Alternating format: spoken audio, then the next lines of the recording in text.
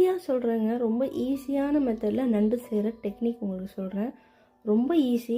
எண்ணெய் காயும் போதே ஃபஸ்ட்டு கருவேப்பிலை போட்டுருங்க. நான் ஃப்ரிட்ஜிலேருந்து கருவேப்பிலை எடுக்க மறந்துட்டேன். ஸோ ஆனியன், வெங்காயம், தக்காளி, பச்சை மிளகாய் இதெல்லாம் போட்டதுக்கப்புறம் தான் கருவேப்பிலை நம்ம போடவே இல்லையே ஞாபகம் வந்தது.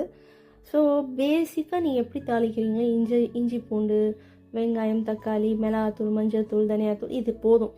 இது பேசிக்காக கொஞ்சோண்டு மட்டும் எல்லாமே ஆட் பண்ணி நீங்கள் ரெடி பண்ணி வச்சுக்கோங்க. நெக்ஸ்ட் வந்து மீ மசாலாலேருந்து கிராப் மசாலான்னு விற்கிது. ஸோ அது வந்து நீங்கள் வெப்சைட்லேருந்தோ இல்லை வாட்ஸ்அப்லேருந்தோ வாங்கிடுங்க. வாங்கி ரொம்ப சிம்பிள். அந்த மீ மசாலா, கிராப் மசாலா இருக்குல்லங்க, அதை வந்து போடுறதுக்கு முன்னாடி கருவேப்பிலையை போட்டுருங்க. போட்டு இந்த கிராப் மசாலாவை போட்டுருங்க. போட்டுட்டிங்கன்னா அவ்வளோதாங்க, முடிஞ்சு போச்சு. உங்களோட சமையலே முடிஞ்சு போச்சு. டேஸ்ட்டு செம்மையாக இருக்குது, ஃப்ளேவர் நல்லா இருக்குதுன்னு எல்லோரும் சொல்லுவாங்க. ஏன்னா அந்த மாதிரி செம்மையாக இருக்குங்க. இந்த மசாலா நான் நிறைய தடவை அரைச்சி பாட்டில் பண்ணி வச்சுருக்கேன். என்கிட்ட ஃப்ரெண்ட்ஸு, ஃபேமிலி சைடில் நிறைய பேர் வாங்குவாங்க. கிராப் மட்டும் கொடுன்னு சொல்லி வாங்குவாங்க.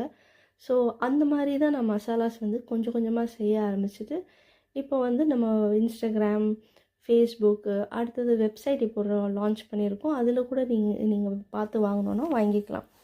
அவ்வளோதாங்க, சிம்பிளாக முடிஞ்சது பாருங்கள். திறந்தா அவ்வளோ ஸ்மெல்லு.